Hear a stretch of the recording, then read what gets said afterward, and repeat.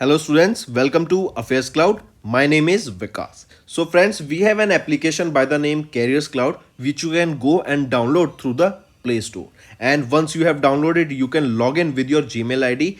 And why I am suggesting you this application, because this is the one-stop solution for all the current affairs. This is the best of the best application and the platform where you can enhance your learning through help.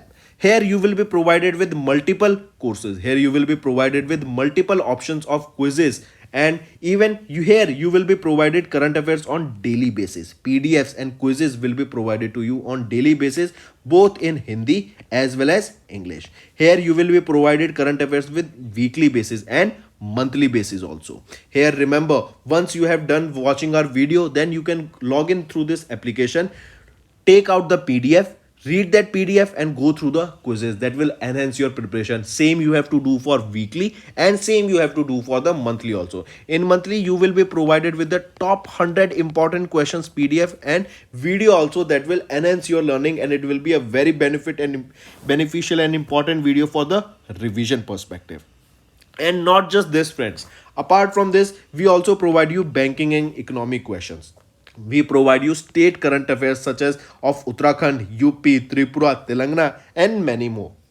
Not just this, apart from this, we also provide you topic wise current affairs, and the topics that we are providing you are really important. These topics are such as national affairs, international affairs, important days, sports, defense, science and technology, apps and web portals, obituary. These are the important topics that are being asked in various exams across India. So these are the topics that are must and should be covered and will be beneficial for the preparation of the students.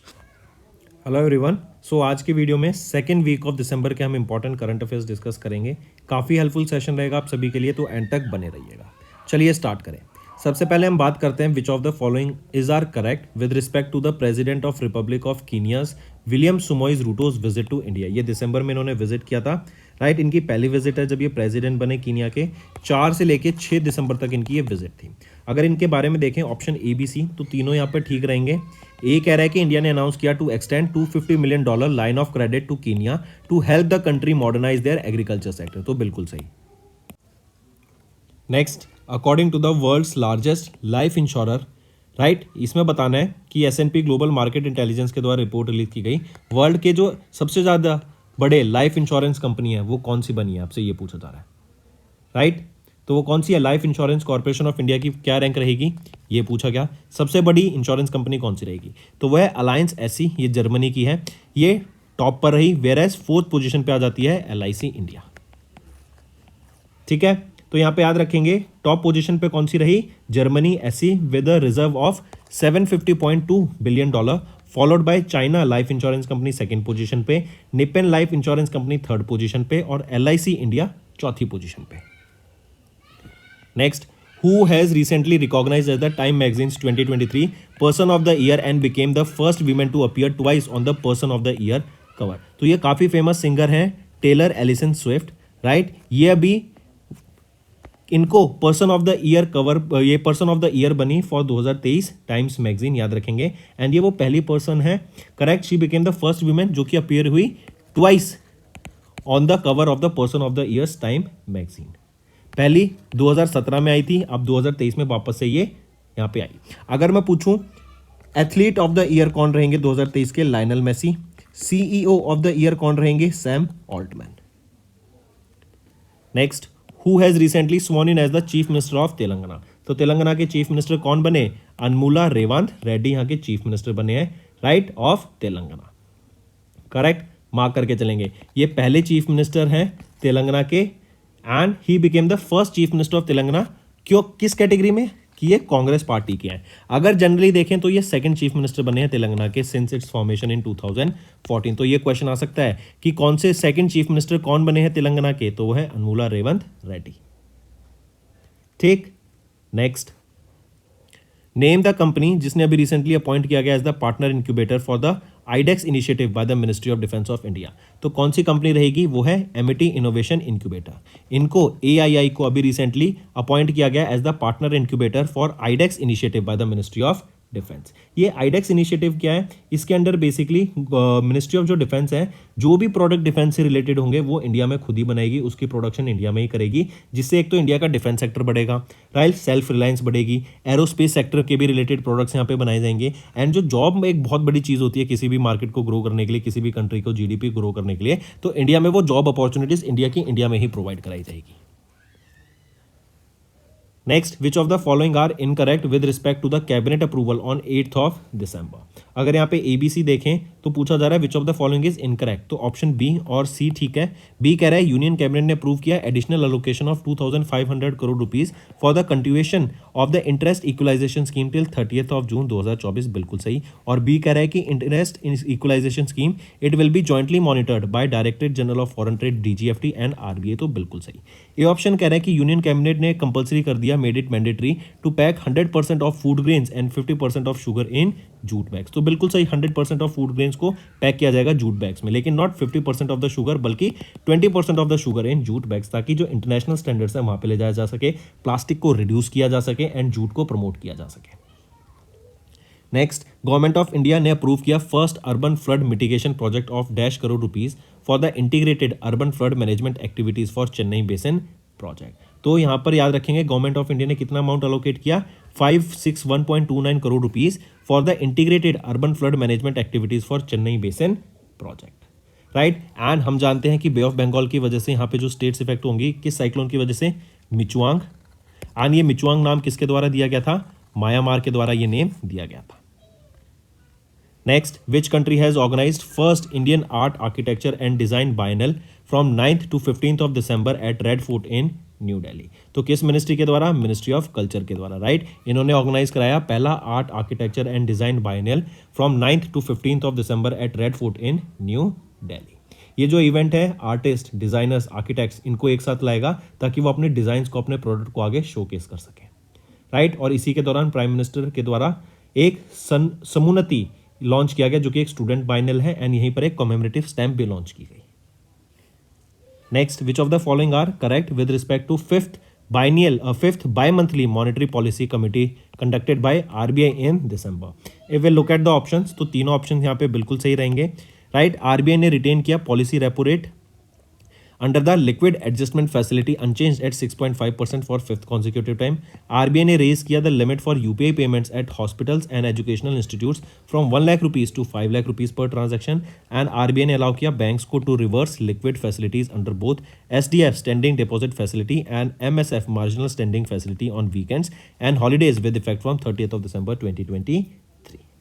यहीं पे अगर मैं बात करूं policy repo rate कितना है 6.5, fix reverse repo rate 3.35, standing deposit facility rate 6.25, marginal standing facility rate 6.75, bank rate 6.75, cash reserve ratio 4.5% and statutory liquidity ratio 18%।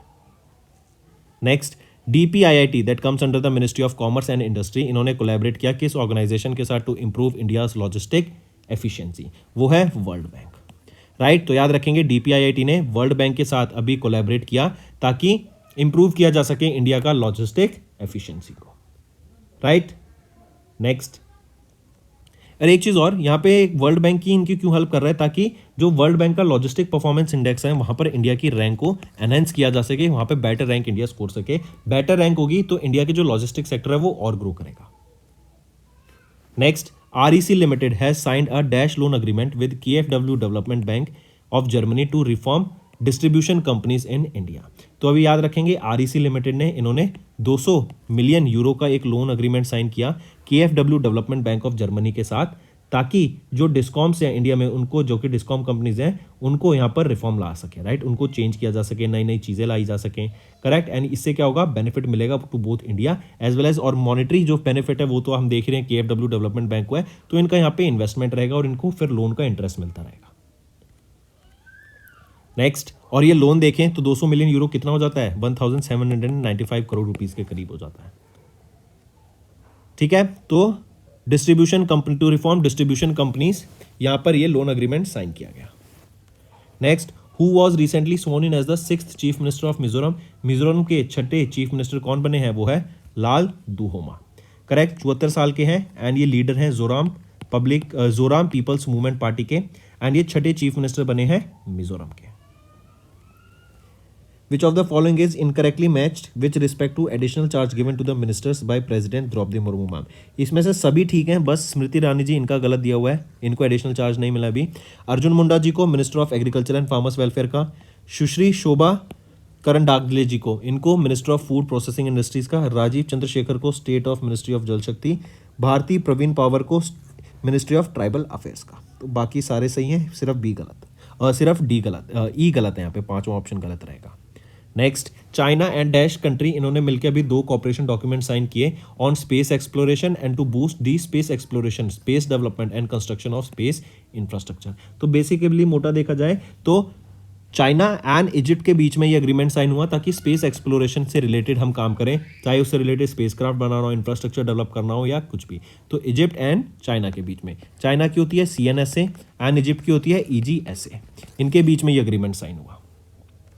Next, which of the following abrogated article of the Indian Constitution has given special status to the state of Jammu and Kashmir? तो वो है article 370, right, mark करके चलेंगे इसको। और supreme Court of India ने अभी right दे दिया to eliminate this article 370, correct. इसको 2019 में सुप्रीम कोर्ट ऑफ इंडिया ने अपहेल्ड किया था the abrogation of article 370 by presidential order on 5 August 2019।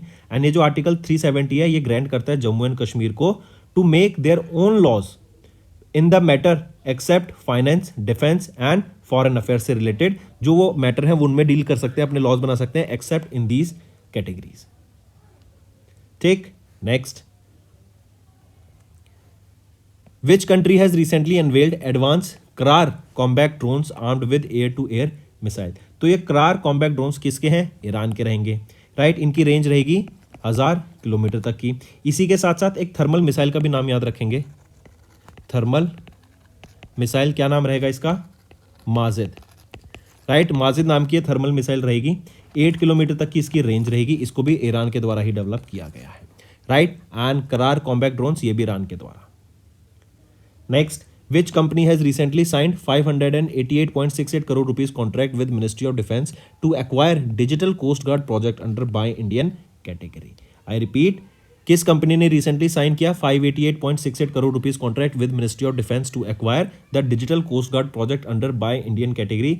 वो है Telecommunications Consultants India Limited, right. इन्होंने अभी ये कॉन्ट्रैक्ट साइन किया डिजिटल कोस्ट गार्ड प्रोजेक्ट के लिए under the buy Indian category. And ये जो डिजिटल कोस्ट गार्ड प्रोजेक्ट है ये एक इनिशिएटिव रहेगा किस ऑर्गेनाइजेशन का? इंडियन कोस्ट गार्ड का। नेक्स्ट, कौन सा edition of joint military exercise VINBAX हुआ अभी between India and Vietnam? Between that कहाँ पर हुआ? हनोई एंड वियतनाम में इन दिसंबर। तो याद रखेंगे ये आपका कौन सा एडिशन है? ये आपका चौथा एडिशन रहेगा of joint military exercise VINBAX, जो कहाँ पे? इंडिया एंड वियतनाम में हुआ, के बीच में हुआ। लोकेशन क्या रहेगी, कहाँ पर हुआ था? हनोई में हुआ था, हनोई वियतनाम में, राइट। 11 से 21 दिसंबर के बीच में ये इवेंट वहाँ पर हुआ। नेक्स्ट, किस बैंक ने भी रिसेंटली लॉन्च किया exclusive saving bank account named नारी शक्ति सेविंग अकाउंट? ये वीमेंस के लिए लॉन्च किया गया है, 18+ वीमेन होनी चाहिए, जो सेल्फ अर्निंग वीमेंस होती हैं उनके लिए ये लॉन्च किया गया है, करेक्ट। किस बैंक के द्वारा? नाम रहेगा बैंक ऑफ इंडिया। नारी शक्ति सेविंग अकाउंट्स वीमेंस के लिए बैंक ऑफ इंडिया के द्वारा लॉन्च किया गया। नेक्स्ट, किस एरोस्पेस कंपनी ने या स्पेस कंपनी ने भी रिसेंटली लॉन्च किया जूक 2 याओ 3, जो कि वर्ल्ड का पहला liquid oxygen methane powered launch vehicle रहेगा जिसने 3 सैटेलाइट स्पेस में ले जाई गई? तो वो कौन सी कंपनी है? वो है लैंडस्केप चाइना, राइट। इनके द्वारा ये अभी रिसेंटली लॉन्च किया गया जूक 2 याओ 3, जो कि वर्ल्ड की पहली liquid oxygen methane powered launch vehicle रहेगा। इसी के साथ साथ एक और कंपनी का नाम याद रखेंगे, वो है आई स्पेस। आई स्पेस वो कंपनी है जिन्होंने चाइना का पहला रीयूजेबल लॉन्च व्हीकल टेस्ट किया, China's first reusable launch vehicle test करा। Next, when was the UN international mountains day observed across the globe with the theme restoring mountain ecosystem? तो किस when या फिर पूछा जाए कब ऑब्जर्व किया जाता है यूएन इंटरनेशनल माउंटेन्स डे, जिसकी थीम रहेगी रिस्टोरिंग माउंटेन इकोसिस्टम? तो हम याद रखेंगे 11 दिसंबर को हम ऑब्जर्व करते हैं यूएन इंटरनेशनल माउंटेन्स डे, और पहली बार ये ऑब्जर्व किया गया था 2003 में।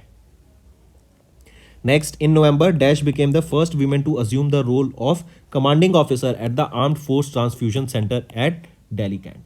तो वो है कर्नल सुनीता बीएस, राइट। ये वो पहली वीमेन बनी to assume the role of the commanding officer at the armed forces transfusion centre in Delhi cantt.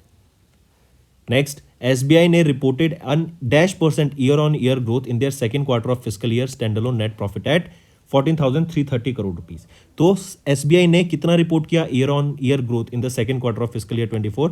तो 8% का यहाँ पे ग्रोथ रजिस्टर किया with a profit of 14,330 crore rupees. Next, ministry of defence ने अप्रूव किया purchase of 70,000 more semi automatic assault rifles from dash country based Sig Sauer incorporation for the Indian army at a cost of 800 crore rupees. तो याद रखेंगे, ministry of defence ने approve किया purchase of 70,000 semi automatic assault rifles, जो कि USA based company Sig Sauer incorporation के द्वारा था, राइट। ये यूएसए की कंपनी है, इंडियन आर्मी के लिए प्रोक्योर किया गया, 800 करोड़ की लागत से प्रोक्योर किया गया। तो right option becomes option 5 USA.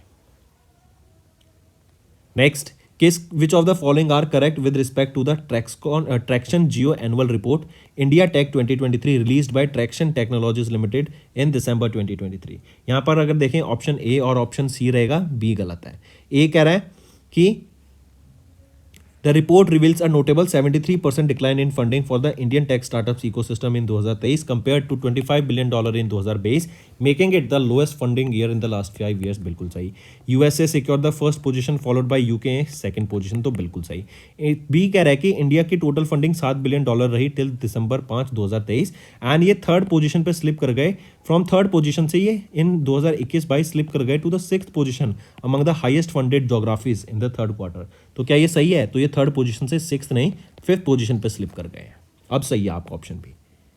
Next आते हैं, according to the report 5th edition of Asia and the Pacific regional overview of food security and nutrition statistics and trend. ये रिपोर्ट रिलीज की गई फूड एंड एग्रीकल्चर ऑर्गेनाइजेशन के द्वारा in December and -% of the Indians were unable to afford a healthy diet in 2021। तो UN के द्वारा, UN के food and agriculture organization के द्वारा एक रिपोर्ट रिलीज की गई जिसमें बताया कि इंडियंस कितने परसेंट इंडियंस 74.1% इंडियंस ऐसे हैं जो प्रॉपर हेल्दी डाइट को अफोर्ड नहीं कर सकते हैं इन 2021। मतलब जो फूड इनसिक्योरिटी है वो बढ़ती जा रही है एंड जो प्रॉपर डाइट होनी चाहिए किसी भी व्यक्ति की डे टू डे बेसिस पे वो और ज्यादा अनहेल्दी होती जा रही है, राइट। मतलब वो अफोर्ड भी नहीं कर सकते हैं, अनहेल्दी तो दूर की बात, वो अफोर्ड ही नहीं कर पा रहे हैं।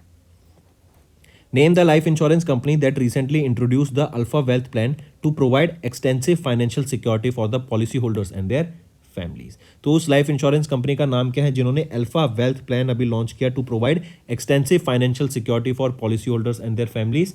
तो क्या नाम रहेगा? वो है कैनरा HSBC लाइफ इंश्योरेंस। ठीक है, ये प्रोडक्ट ऑफर करता है इंक्रीज फ्लेक्सिबिलिटी जो अलाउ करता है इन्वेस्टर्स को to modify premiums, premium payment terms, policy duration etcetera.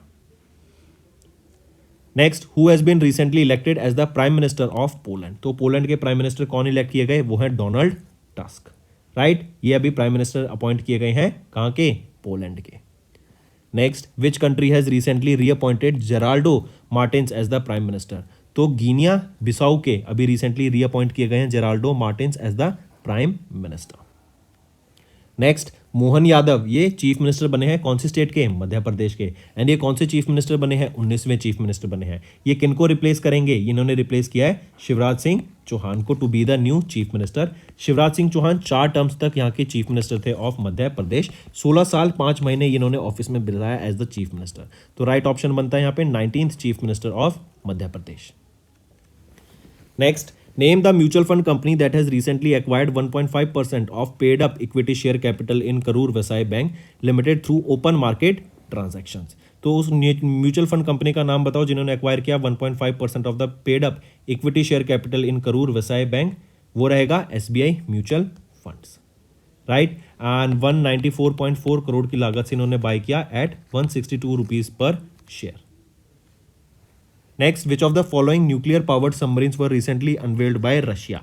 तो दो नाम रखेंगे A, B and C, Krasnoyarsk and Emperor Alexander third. ये दोनों वो न्यूक्लियर पावर्ड सबमरीन है रशिया के द्वारा अनवेल की गई एंड ये आपकी दोनों सबमरीन पैसिफिक रीजन में छोड़ी जाएंगी ताकि वहां की सर्वेलेंस की जा सके। Next, who has been recently named as the next chief executive officer of ENY? तो ENY के जो नई चीफ एग्जीक्यूटिव CEO बनी है वो पहली वीमेन है जो कि इस पोजीशन को संभालेंगी यहाँ पे, जेनेट ट्रंकेल, राइट। ये वो पहली वीमेन बनी जो लीड करेंगी बिग 4 ऑडिट फर्म्स को। ये सक्सीड किनको करेंगी?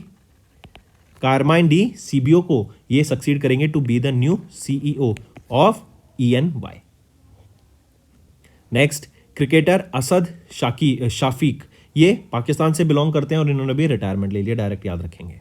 नेक्स्ट आ जाते हैं फिर quality of living city ranking की। ये मर्सर के द्वारा रैंकिंग रिलीज की गई और यहाँ पे बताया जाता है कि कौन सी सिटी बेस्ट है in terms of living index. तो सबसे पहले टॉप का याद रखेंगे, वो है वियना, ऑस्ट्रिया की है ये सिटी, राइट। इन्होंने टॉप किया for the 11th consecutive year, first position पे आई। अगर मैं पूछूं वो इंडियन सिटी कौन सी है जिसने इंडिया में टॉप किया, वो है हैदराबाद, करेक्ट। छठी बार इन्होंने इंडिया में टॉप किया। हैदराबाद की ग्लोबली रैंकिंग क्या रहेगी, 153, मार्क करेंगे। हैदराबाद, तेलंगाना, इन्होंने टॉप किया in India, correct, for the 6th time. Globally इनकी 153rd रैंकिंग रहेगी। एंड ग्लोबली किसने टॉप किया, वो है वियना, ऑस्ट्रिया में, and for the 11th consecutive time. तो राइट ऑप्शन बनता है option 3। Next, which of the following are correct with respect to steps taken by Asian development bank in December 2023। तो अगर इसकी बात देखें तो तीनों ऑप्शन यहाँ पे आपके बिल्कुल सही हो जाते हैं। नेक्स्ट, SBI इन्होंने साइन किया कितने अमाउंट का एक line of credit with KfW development bank, जो कि जर्मनी का है, to support the solar photovoltaic projects in India. तो स्टेट बैंक ऑफ इंडिया ने यहाँ पे साइन किया $70 मिलियन का एक loan line of credit, 70 million euro का एक line of credit KfW development bank of Germany के साथ, ठीक है, ताकि जो सोलर फोटोवोल्टिक प्रोजेक्ट्स हैं इंडिया में उनको प्रमोट किया जा सके। एंड ये COP28 जो कि दुबई में हुई, वहां पर इस एग्रीमेंट को साइन किया गया था। नेक्स्ट, किस बैंक ने रिसेंटली रिसीव किया authorisation from RBI to distribute pensions through electronic pensions payment order on behalf of the ministry of railways? तो वो रहेगा Bandhan bank, right. Bandhan bank ने रिसीव किया authorisation from RBI to distribute pensions through electronic pensions payment order on the behalf of ministry of railways, ठीक। फिर यहीं पे याद रखेंगे ये बैंक प्रोवाइड करेगा pension services to more than 50,000 retirees each year across 7 zonal offices and 8 production units of the Indian railways. अगला, Asian development bank ने रेज किया its economic forecast of India to -% for fiscal 24। तो 6.7% से India grow करेगा as per Asian development bank. अगर inflation की बात करूं फिस्कल ईयर 24 में कितनी रहेगी, 5.5% यहाँ पे इन्फ्लेशन रहेगी, राइट, मार्क करेंगे। अगर मैं फर्स्ट क्वार्टर की बात करूं फिस्कल ईयर 25 की, तो इंडिया ग्रो करेगा 6.7% से, यहीं पे सेकेंड क्वार्टर में 6.5% से, right. Next, name the actor जिन्होंने अभी रिसेंटली ऑनर किया गया, जिनको office order of the merit of the Italian Republic इस ऑनर से। तो कौन है वो एक्टर, वो है कबीर बेदी, वो एक्टर हैं जिनको ऑनर किया गया है officer order of merit of the Italian Republic से, मार्क करके चलेंगे। एंड इनको इस अवार्ड से सम्मानित किया गया ताकि इन्होंने इंडिया और इटली के बीच में जो रिलेशंस हैं उनको जो बढ़ावा दिया है, राइट, उसके लिए इनका जो कॉन्ट्रीब्यूशन रहा है, उसके लिए इनको यहाँ पे officer order of the merit of Italian Republic से सम्मानित किया गया। नेक्स्ट, तिरिया, अभी हम बात कर रहे हैं एस्पिरेशनल ब्लॉक प्रोग्राम की, राइट। नीति आयोग का ये प्रोग्राम है एस्पिरेशनल ब्लॉक प्रोग्राम। ये एस्पिरेशनल ब्लॉक प्रोग्राम याद रखेंगे जनवरी 2023 में लॉन्च किया गया था। एंड इसका एम क्या है कि जो अंडर डेवलप्ड ब्लॉक्स हैं इंडिया में उनको डेवलप करना, एंड वहाँ पे जो लोग रहते हैं उनको बेटर सर्विस, उनको better quality of life provide कराने के लिए। तो यहाँ पे वो कौन सा ब्लॉक है जिन्होंने टॉप किया है, तो वो है Tiryani block of Telangana state, जिन्होंने यहाँ पे टॉप किया, राइट। एंड सेकेंड पोजिशन पे यहाँ पे भी याद रखेंगे कौशंबी ब्लॉक, कौशंबी ब्लॉक। ये कौशंबी ब्लॉक कहां पर है, ये आंध्र प्रदेश में रहेगा, सॉरी उत्तर प्रदेश में रहेगा। एंड ये सेकंड पोजीशन पे आता है, टॉप पे रहेगा Tiriyani block of Telangana. Next, who was recently sworn in as the 4th chief minister of Chhattisgarh? तो वो है विष्णु दियो साय। इनको अभी रिसेंटली स्वॉर्न इन किया गया as the 4th chief minister of Chhattisgarh. ये किनको रिप्लेस करेंगे, इन्होंने रिप्लेस किया है किनको, भूपेश बाघेल को, जो कि 2018 से 2023 तक इस पोजीशन में थे, ठीक है। एंड ये पहले ट्राइबल चीफ मिनिस्टर बने हैं छत्तीसगढ़ के, विष्णु दियो साय। नेक्स्ट, बेन कैपिटल, इन्होंने अपना 1.08% स्टेक अभी सेल कर दिया in dash bank for 3,737 crore rupees in a block trade. तो याद रखेंगे बेन कैपिटल ने 1.08% स्टेक अभी सेल कर दिया in Axis bank for 3,737 crore rupees in a block trade. इससे पहले इन्होंने एक और सेल डाउन किया था, करेक्ट, 2023 में जून में फॉर 0.73% के लिए, जो था 2,178 करोड़ रुपीज के। नेक्स्ट, नेक्स्ट आ जाता है किस कंपनी ने अभी इंडिया की पहली सोडियम आयन बैटरी टेक्नोलॉजी को डेवलप किया। देखो हम जानते हैं लिथियम आयन टेक्नोलॉजी अभी प्रिवेल कर रही है, राइट, ये बैटरीज बनती हैं इससे। लिथियम इंडिया में भी जम्मू एंड कश्मीर में मिला था, लेकिन आपको ये समझना पड़ेगा रॉ लिथियम को हम डायरेक्टली यूज नहीं कर सकते, इसको पहले प्रोसेस किया जाता है, और जो प्रोसेस करने की जो मोनोपोली है ना वो है चाइना के पास। तो इससे जो आपकी इलेक्ट्रिक व्हीकल की जो कॉस्ट होती है ना वो काफ़ी ज़्यादा बढ़ जाती है।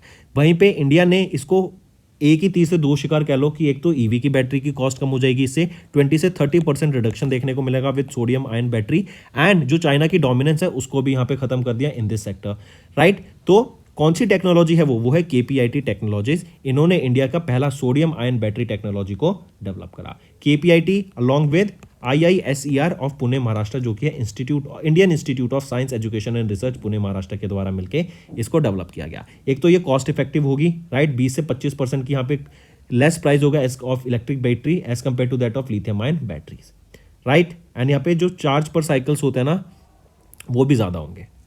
नेक्स्ट, मिनिस्ट्री ऑफ डिफेंस इन्होंने अप्रूव किया ₹रुपीस का proposal to purchase about 6,400 rockets for Pinaka multi barrel rocket launcher system. तो ये जो Pinaka multi barrel rocket launcher system है ना, इसको लॉन्च किए इंडियन आर्मी की कैपेबिलिटीज को बूस्ट करने के लिए लाया गया है, और इसके लिए 6400 रॉकेट लॉन्चर्स रॉकेट्स को, क्योंकि ये रॉकेट लॉन्चर है ना, तो इसमें 6400 रॉकेट्स को प्रोक्योर करने की बात की गई for this Pinaka multi barrel rocket launcher. 2800 crore रुपए की लागत से यहाँ पर इसको प्रोक्योर किया जाएगा, ठीक है। और ये जो आपका रॉकेट लॉन्चर है ना, इसका नेम दिया गया है पिनाका आफ्टर द बो ऑफ हिंदू डाइटी शिवा। शिवाजी का जो बो था उसको पिनाका बोलते थे, राइट। और ये जो पिनाका वेपन सिस्टम है किसके द्वारा डेवलप किया गया है, डीआरडीओ के द्वारा इसको डेवलप करा गया है। Next, name the Indian naval ship that has recently commission by the Indian navy at the naval dockyard in Visakhapatnam Andhra Pradesh.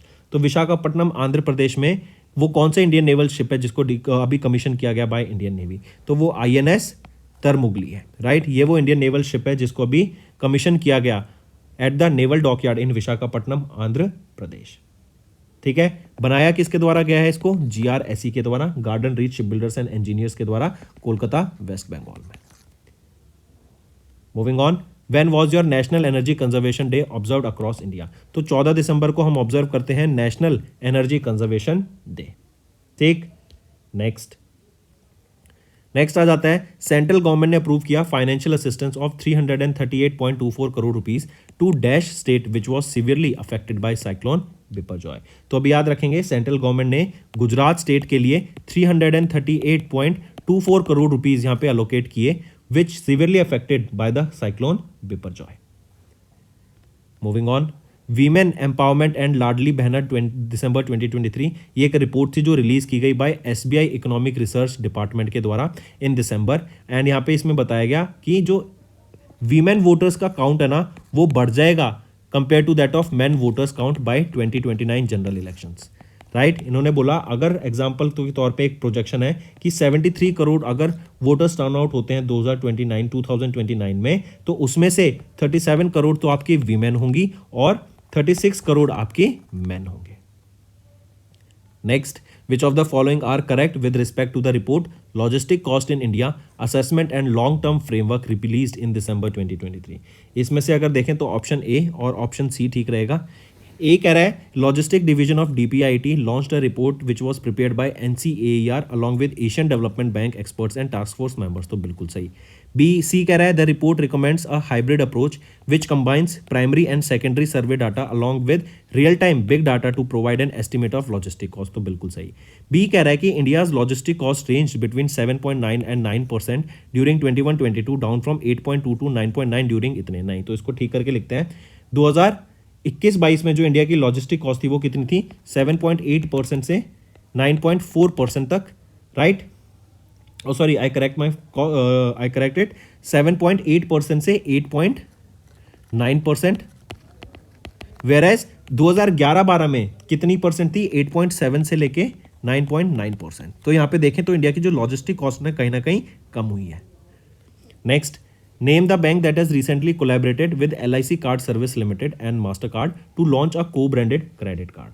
तो क्या नाम रहेगा उसका, वो है IDFC फर्स्ट बैंक, राइट। इन्होंने अभी रिसेंटली कोलैबोरेट किया LIC कार्ड सर्विस लिमिटेड के साथ एंड मास्टर कार्ड के साथ, ताकि एक को ब्रांडेड क्रेडिट कार्ड को यहाँ पे लॉन्च किया जा सके।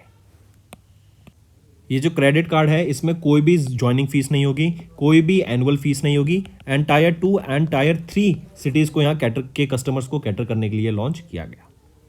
Next, which of the following personalities has have recently honoured with the Indira Gandhi prize for peace disarmament and development 2023। तो 2 लोगों को यहाँ पे सम्मानित किया गया है इस इंदिरा गांधी पीस प्राइज से, वो है Ali Abu Awad and Daniel Barenboim, right. इन दोनों को यहाँ पे सम्मानित किया गया अभी recently with the Indira Gandhi peace prize से, करेक्ट। फिर मार्क करके चलेंगे इसको, काफी इंपॉर्टेंट रहेगा। नेक्स्ट आ जाता है which of the following personalities have recently became the first Indian to be inducted into the international tennis hall of fame. तो वो कौन है? वो है लिएंडर पेस एंड विजय अमृतराज। ये दोनों वो इंडिविजुअल्स हैं, ये दोनों वो टेनिस प्लेयर हैं जिनको, और ये वो पहले इंडियंस बने जिनको इंडक्ट किया गया to the international tennis hall of fame, and ये वो पहले एशियंस भी बने जिनको अपनी रिस्पेक्टिव कैटेगरी में ऐड किया गया to the international tennis hall of fame, and ये वो इंडिया 28th नेशन बन गया है जिसको रिप्रेजेंटेशन मिली in the hall of fame.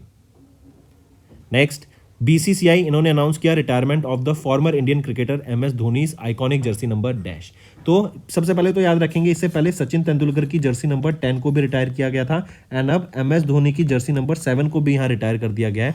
ये रिटायर करने का मतलब है कि अब कोई भी आगे further individual in Jersey numbers को यूज नहीं कर पाएगा, ये इन लोगों के लिए यहाँ पे रिजर्व हो गई, इनको ऑनर करने के लिए। एमएस धोनी की बात करें तो पद्मश्री से इनको 2009 में सम्मानित किया गया था, पद्मा भूषण से इनको 2018 में सम्मानित किया गया था, और ये सेकंड क्रिकेटर बने जिनको मेजर ध्यानचंद खेल रत्न अवार्ड से सम्मानित किया गया इन 2007, एंड सचिन तेंदुलकर को 1997 में करा गया था।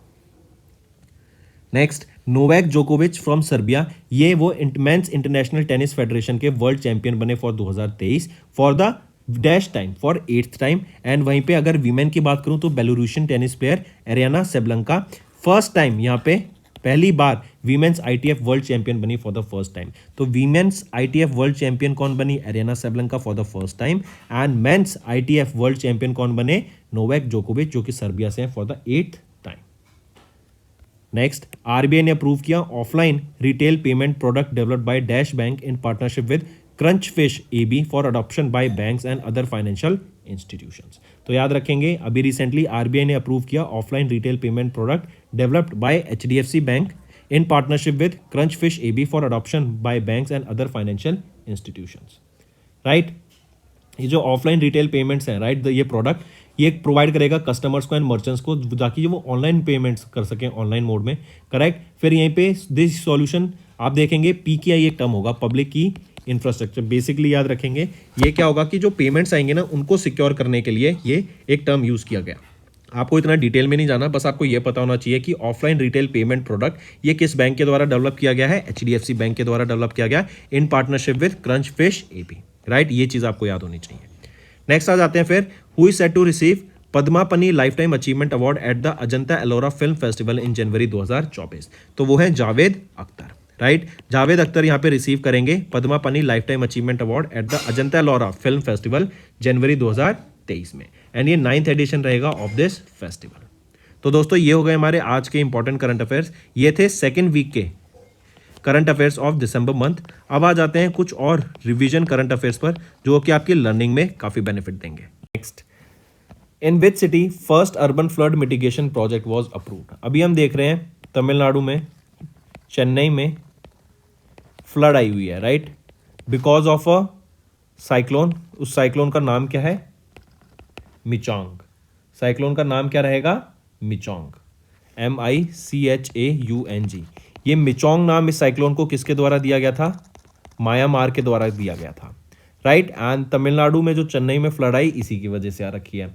तो जो फ्लड आई है इसको कैसे हम रोक सकते हैं, कैसे इस फ्लड के पानी को डाइवर्ट कर सकते हैं डिफरेंट एरियाज में, डिफरेंट कैनाल्स में, वाटर बॉडीज को रीजनरेट कर सकते हैं, राइट। तो उसी के लिए ये first urban flood mitigation project launch किया गया। किस सिटी में? चेन्नई में इसको लॉन्च किया गया। चेन्नई में जो आपकी खाली कैनाल्स पड़ी हैं, कैनाल्स होती हैं जहां पे आप पानी को डाइवर्ट कर सकते हैं, राइट। तो उन कैनाल्स को रिफर्बिश करके उनको वापस से ठीक किया जाएगा ताकि इस फ्लड के पानी को इनमें डायरेक्ट किया जा सके।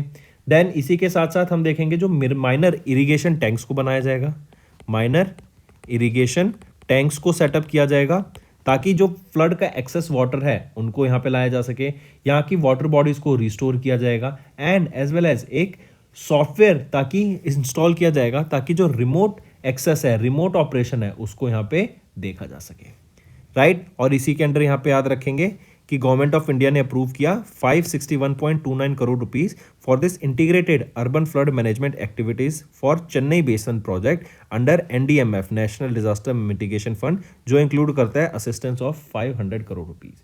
इसी के साथ साथ यहाँ पे याद रखेंगे मिनिस्ट्री ऑफ होम अफेयर्स ने रिलीज एडवांस में रिलीज किया the central share of the second instalment of the state disaster response fund of 493.6 crore rupees and Andhra Pradesh के लिए 450 crore rupees to Tamil Nadu, right. तो दोनों के लिए रिस्पेक्टिवली आप यहाँ देख सकते हैं अमाउंट को रिलीज किया गया है, इतना आंध्र प्रदेश के लिए एंड 450 करोड़ रुपीस तमिलनाडु के लिए बिकॉज ऑफ दिस मिचोंग, ठीक। और मिचोंग नाम किसके द्वारा? म्यांमार के द्वारा दिया गया। Next, PM Modi inaugurated the first India art architecture and design biennial 2023 at dash. तो याद रखेंगे ये first India art architecture and design biennial था, कहां पर हुआ? रेड फोर्ट में। रेड फोर्ट कहां पर है? न्यू दिल्ली में, right. And it is being organised by ministry of cultural affairs and 9 से लेके 15 दिसंबर तक ये ऑब्जर्व किया जा रहा है रेड फोर्ट न्यू दिल्ली में।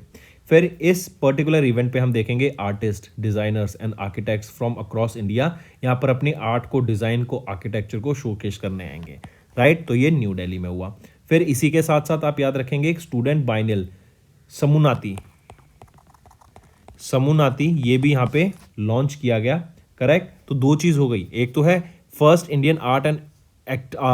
Indian art architecture and design biennial और दूसरा है स्टूडेंट बाइनियल जो कि है समूनाती, राइट। ये दोनों चीजें यहाँ पे लॉन्च की गई। अब ये जो स्टूडेंट बाइनियल है समूनाती, ये भी 9 से 15 दिसंबर हुआ। कहाँ पर हुआ? लोकेशन इसकी इंपॉर्टेंट रहेगी ललित कला अकेडमी जो कि न्यू दिल्ली में है। एंड ये अपॉर्चुनिटी प्रोवाइड कराएगा जो भी आपके आर्किटेक्चर की कम्युनिटी है, जो स्टूडेंट्स हैं, जो फ्रेशर्स हैं, जो आपके एक्सपर्ट लोग हैं, उनके बीच में यहाँ पर इनका इंटरेक्शन करा के, एक दूसरे को एक्सपोजर प्रोवाइड करा के, वर्कशॉप्स करा के, उसके लिए इस अनुमति को लॉन्च किया गया था, राइट। तो मार्क करके चलेंगे, पहला Indian art architecture and design biennial कहां पर हुआ? रेड फोर्ट में, न्यू दिल्ली में, मिनिस्ट्री ऑफ कल्चर के द्वारा ऑर्गेनाइज कराया गया था। नेक्स्ट, यहाँ पे आप देख सकते हैं पीएम मोदी इन्होंने इनॉग्रेट किया पहला Indian art architecture and design biennial 2023 red fort Delhi में, जो कि मिनिस्ट्री ऑफ कल्चर के द्वारा ऑर्गेनाइज कराया गया था। नेक्स्ट आ जाते हैं फिर, Which edition of Hornbill Festival concluded in Nagaland? तो नागालैंड में अभी कौन सा एडिशन हुआ हॉर्नबिल फेस्टिवल का? 1 से लेके 10 दिसंबर के बीच में हम ये हॉर्नबिल फेस्टिवल ऑब्जर्व करते हैं ताकि जो ट्राइबल कल्चर है, जो वहाँ के ट्राइबल लोगों का कल्चर है, उसको मेंटेन किया जा सके, उसके रिचनेस को प्रिजर्व किया जा सके। इवन दैट जो नागा हेरिटेज है उसको यहाँ पे प्रिजर्व करने का काम करता है ये आपका हॉर्नबिल फेस्टिवल। हॉर्नबिल फेस्टिवल को ही फेस्टिवल ऑफ फेस्टिवल के नाम से जानते हैं, ये भी इंपॉर्टेंट है, मार्क करेंगे। एंड ये कौन सा एडिशन था? ये अभी 24वां एडिशन था जो हमने ऑब्जर्व किया हॉर्नबिल फेस्टिवल का, करेक्ट। किस विलेज में हुआ? Naga heritage village of Kisama. यहाँ पर हमें ये देखने को मिला, ये विलेज 12 किलोमीटर दूर है कोहिमा से, जो कि कैपिटल रहेगी नागालैंड की, ठीक है। फिर यहाँ पे chief minister of Nagaland Neiphiu Rio and governor of Nagaland La Ganesan, इनके द्वारा मिलकर ये फेस्टिवल को होस्ट किया गया। पहला हॉर्नबिल फेस्टिवल कब हुआ था? सन 2000 में हुआ था। नेक्स्ट है according to RBI's 5th bi monthly monetary policy report, India will be growing by what GDP in fiscal year 24। तो यहाँ पे याद रखेंगे, अगर हम इंडिया की जीडीपी की बात कर रहे हैं फिस्कल ईयर 24 के लिए 7% से यहाँ पे ग्रोथ की बात की गई। फिर यहीं पे अगर कुछ और डाटा देखें, फॉर एग्जांपल अगर मैं बात करूँ फिस्कल ईयर 24 की, अभी हमने देखा 7% से इंडिया ग्रो करेगा। लेकिन यहीं पे अगर मैं बात करूँ Q3 की एंड Q4 की, तो Q3 में इंडिया ग्रो करेगा बाय 6.5% एंड Q4 में इंडिया ग्रो करेगा बाय 6%। यही अगर आप बात करते हैं फिस्कल ईयर 25 की, तो Q1 में इंडिया ग्रो करेगा, जो कि अप्रैल से जून है, इंडिया ग्रो करेगा 6.7% से। सेकेंड क्वार्टर में इंडिया ग्रो करेगा 6.5% से, राइट। एंड थर्ड क्वार्टर में इंडिया ग्रो करेगा 6.4% से। ये तो हो गई जीडीपी की बात। अगर अब मैं सीपीआई डाटा की बात करूं, जो कि हमारे इन्फ्लेशन को मेजर करने का काम करता है, तो यहीं पे अगर मैं देखूं फिस्कल ईयर 24 की अगर मैं बात करूं तो 5.4% से इंडिया ग्रो करेगा। वहीं पे अगर मैं बात करूं थर्ड क्वार्टर की तो 5.6 सॉरी ग्रो नहीं करेगा, इतना इन्फ्लेशन रहेगा। वहीं पे थर्ड क्वार्टर में कितना इन्फ्लेशन था 5.6%, एंड फोर्थ क्वार्टर में फिस्कल ईयर 24 के जो इन्फ्लेशन डाटा रहेगा वो है 5.2%। राइट, मार्क करके चलेंगे। कुछ और चीज़ यहाँ पे एक दो डाटा याद रखेंगे कि अभी जो यूपीआई की पेमेंट लिमिट होती है ना आपकी हॉस्पिटल्स की एंड एजुकेशनल इंस्टीट्यूशंस की, उसको 1 लाख से बढ़ा के 5 लाख कर दिया गया है। मतलब अगर आपको हॉस्पिटल में कुछ पेमेंट करनी है या फिर अपनी कॉलेजेस में फीस पे करनी है तो वो 1 लाख से बढ़ा के 5 लाख कर दी गई है।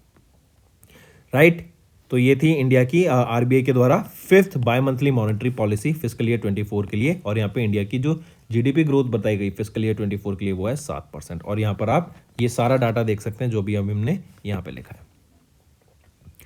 नेक्स्ट आ जाते हैं डीपीआईआईटी। इन्होंने कोलैबोरेट किया किस ऑर्गेनाइजेशन के साथ to elevate India's logistic efficiency. Logistic sector क्या होता है कि जब हमें एक जगह से दूसरी जगह पे गुड्स लेके जाना हो, कैसे ले जा सकते हैं? पोर्ट्स, शिप से, ट्रेन्स के द्वारा, फ्लाइट से, राइट, या फिर हम ट्रक से, रोड के थ्रू। तो हमें इन्हें इंडिविजुअल एरिया को डेवलप करना पड़ेगा। पोर्ट्स को नई टेक्नोलॉजी लानी पड़ेगी, डिजिटाइज करना पड़ेगा उसको ताकि और एफिशिएंसी बढ़ सके।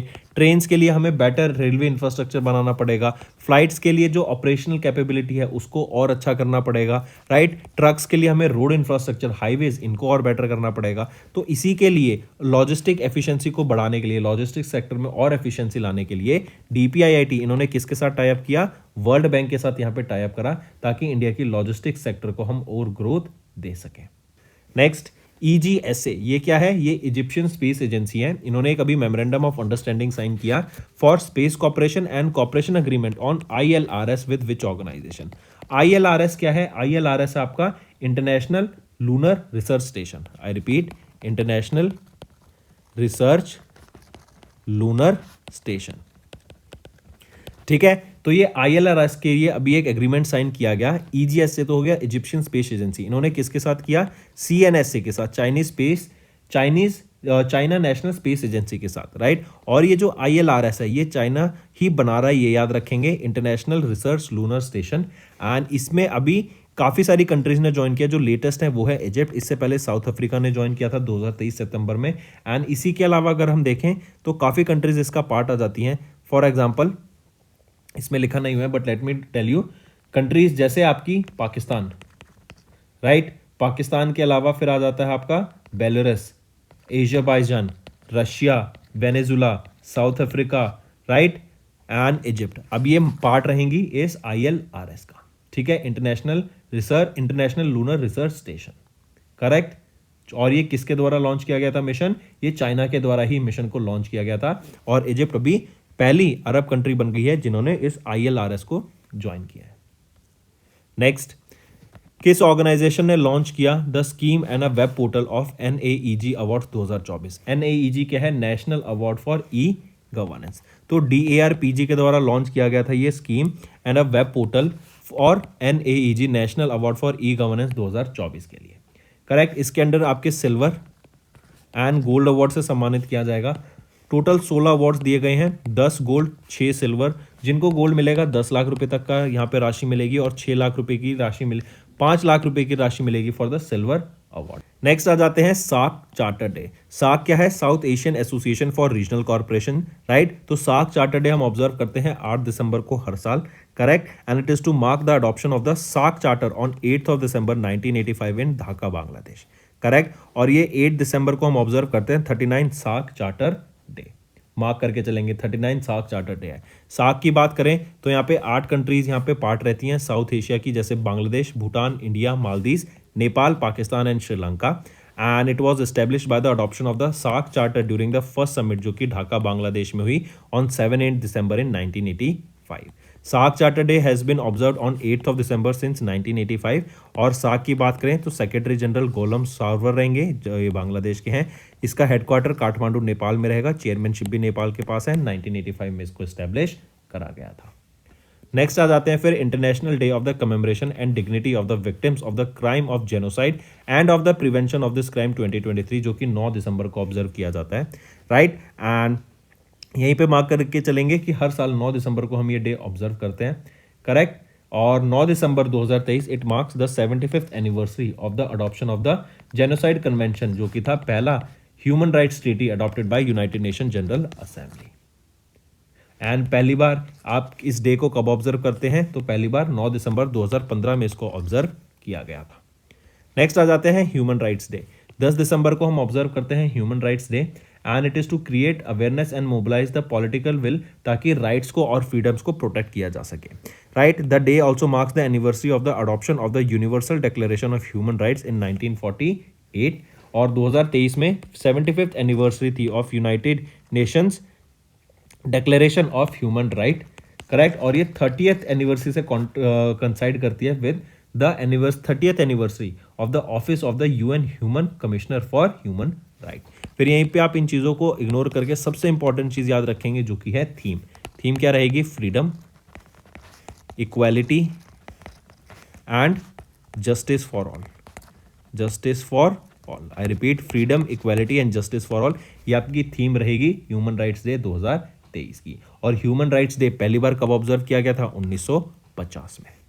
Next, ICCR scholarships will be increased from 48 to how many per year?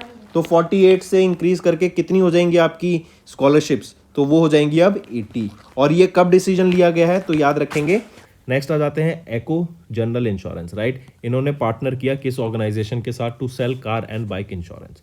तो एको ने पार्टनर किया फोन पे के साथ, ताकि जो फोन पे के कस्टमर्स हैं, ये राइट, जो फोन पे एप्लीकेशन को यूज करते हैं, इनके प्लेटफॉर्म को यूज करते हैं, उनको हम ऑप्शंस दे सकें to buy various car and bike insurance. जैसे बैंक करेंस होता है, बैंक करेंस में क्या होता है आपका? बैंक करेंस में होता है आपका कि जो बैंक के कस्टमर्स होते हैं ना, उनको इंश्योरेंस प्रोडक्ट प्रोवाइड की जाती है, राइट, उनको बेची जाती है। तो सिमिलरली यहाँ पर क्या, ये भी एक तरीके, बैंक करेंस नहीं कह रहा हूँ मैं ये, लेकिन एक तरीके का वही है, बिकॉज फोन पे एक एप्लीकेशन है, इनके कस्टमर्स होंगे, तो एको यहाँ पर उनके कस्टमर्स को बाइक एंड कार का इंश्योरेंस यहाँ पे प्रोवाइड कराएगी। ठीक, नेक्स्ट आ जाते हैं, किस कंट्री ने लॉन्च किया वर्ल्ड का पहला मीथेन पावर्ड रॉकेट? तो वर्ल्ड का पहला मीथेन पावर्ड रॉकेट किस कंट्री के द्वारा लॉन्च किया गया? ऑर्गेनाइजेशन का नेम बताओ जिन्होंने लॉन्च किया। कंट्री पूछा जाए तो चाइना, ठीक। और अगर ऑर्गेनाइजेशन का नाम पूछ लिया कि कंपनी का नाम बताओ, तो कंपनी या फिर ऑर्गेनाइजेशन रहेगी land space technology corporation. Rocket का क्या नाम रहेगा जिस रॉकेट से लॉन्च किया गया? जूक 3, याओ 3। ये तीनों चीज़ बहुत इंपॉर्टेंट बन जाती हैं, ठीक है। कि इस कंट्री ने लॉन्च किया वर्ल्ड का पहला लिक्विड मीथेन पावर्ड रॉकेट, तो वो चाइना के द्वारा था। और याद रखेंगे जो रॉकेट था ना, इसमें liquid methane plus liquid oxygen, इससे पावर किया गया था, बिकॉज लिक्विड मीथेन पहली बार यूज किया गया इसे रॉकेट में लॉन्च करने के द्वारा। नेक्स्ट, विनबैक्स पर आ जाते हैं। विनबैक्स ये एक जॉइंट मिलिट्री एक्सरसाइज है, 4th एडिशन रहेगा इस एक्सरसाइज का, विनबैक्स का, जो कि इंडिया एंड वियतनाम के बीच में ये एक्सरसाइज हुई थी, राइट। इंडिया एंड वियतनाम के बीच में ये एक्सरसाइज हुई, जॉइंट मिलिट्री एक्सरसाइज, करेक्ट। पहली चीज़ तो ये मार्क करके चलेंगे। लोकेशन क्या रहेगी, कहाँ पे सी एक्सरसाइज हुई थी? हनोई में, वियतनाम में, राइट। जॉइंट मिलिट्री एक्सरसाइज 11, ये एक्सरसाइज हुई नहीं थी, अभी चल रही है एक्चुअली, 11 दिसंबर से लेके 21 दिसंबर तक ये एक्सरसाइज चलती रहेगी। एंड इसी में याद रखेंगे, अगर पूछा जाए, ये तो था 4th एडिशन, अगर पूछा जाए पहला एडिशन कब और कहाँ पर हुआ था, तो 2018 में हुआ था पहला एडिशन, और लोकेशन क्या थी? जबलपुर, मध्य प्रदेश में हमें ये देखा गया था, ठीक है। नेक्स्ट आ जाते हैं इंडियन आर्मी। इन्होंने पार्टनर किया किस मिनिस्ट्री के साथ to infuse digital infrastructure in army? तो याद रखेंगे यहाँ पे ministry of electronics information and technology, MEITY, right. इनके साथ इंडियन आर्मी ने अभी टाई अप किया, पार्टनरशिप करी, ताकि हम डिजिटल इंफ्रास्ट्रक्चर को इंडियन आर्मी को प्रोवाइड कर सकें। जैसे हम देख रहे हैं artificial intelligence, machine learning, right, IoT, ये नई नई डिवाइसेस आ रही है, नई नई टेक्नोलॉजी आ रही है, तो इसको इनकॉर्पोरेट कर सकें एंड इसके बेसिस पे हम नई टेक्नोलॉजी बना सकें जो कि इंडियन आर्मी को हेल्प करेगी। फिर हम देख रहे हैं 5th जनरेशन ऑफ इंटरनेट आया, इवन अब तो 6th जनरेशन ऑफ इंटरनेट की बात की जा रही है, 6G की बात की जा रही है। तो हम देखेंगे इससे काफ़ी ज़्यादा आगे हमें ग्रोथ में बेनिफिट मिलेगा, और इससे इंडिया की जो कैपेबिलिटीज़ हैं, जो डिफेंस फोर्सेज हैं, वो और ज़्यादा स्ट्रांग होती दिखेंगी। नेक्स्ट आ जाते हैं फिर, what is the rank of Adani green energy limited in the leading global large scale solar photovoltaic developers list. तो देखो सबसे पहले तो आप अभी एक ये चीज ध्यान रखो कि जो हिंडरबर्ग की रिपोर्ट थी ना, अब उसको खारिज कर दिया गया था गवर्नमेंट ऑफ इंडिया के द्वारा, इवन यूएस के द्वारा। उसके बाद क्या हुआ, हमें अडानी ग्रुप के जितने भी स्टॉक्स है ना उसमें काफी ज्यादा एक रैली देखने को मिली, अपवर्ड रैली देखने को मिली, जिससे इनके स्टॉक्स में काफी ज्यादा 20-20, 25-25, 30-30, 40-40% का हमें ग्रोथ देखने को मिला अभी कुछ पिछले दिनों में, राइट। तो अब एक और यहाँ पे न्यूज सामने आ रही है कि जो अडानी ग्रीन एनर्जी लिमिटेड है ना, ये वर्ल्ड की लीड कौन से नंबर पे आ जाती है leading global large scale solar photovoltaic developers list में। तो सोलर फोटोवोल्टिक डेवलपर्स लिस्ट में कौन से नंबर पे आ जाती है, तो याद रखेंगे ये वर्ल्ड की सेकंड नंबर पे आ जाती है। आप यहाँ पे देख सकते हैं टोटल एनर्जीज जो कि फ्रांस की है, ये टॉप पोजीशन पे आती है with the total capacity of 41.3 gigawatt, and Adani green energy limited जो कि इंडिया में है 18.1 गीगावाट से सेकंड पोजीशन पे आ जाती है। वहीं पे ब्रुकफील्ड रिन्यूएबल्स पार्टनर, ये कनाडा की है, ये 18 गीगावाट से थर्ड पोजीशन पे आती है। नेक्स्ट आ जाता है कि किस बैंक ने भी लॉन्च किया एक्सक्लूसिव सेविंग बैंक अकाउंट, जो कि है नारी शक्ति सेविंग अकाउंट फॉर वीमेन। नारी क्या होता है, नारी को वीमेन बोलते हैं, राइट।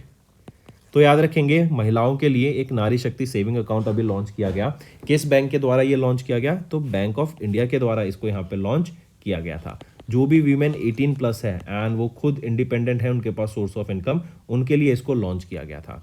बैंक ऑफ इंडिया के managing director and chief executive officer कौन रहेंगे, रजनीश कर्नाटक, एंड इन्हीं के द्वारा यहाँ पे इसको लॉन्च। किस कंट्री ने अभी होस्ट किया UNFCCC COP28। तो मेनली पूछा जा सकता है कि COP28 अभी किसके द्वारा कराया गया था, तो दुबई में हुआ था, UAE में। पहले तो आंसर यही हो गया, राइट। दूसरा COP28 है तो हम कह सकते हैं कॉन्फ्रेंस ऑफ पार्टीज का कौन सा एडिशन था, ये 28th एडिशन था, या इसका कौन सा एडिशन हमने देखने को मिला कॉन्फ्रेंस ऑफ पार्टी का on United Nations convention on climate change, तो ये 28th एडिशन था।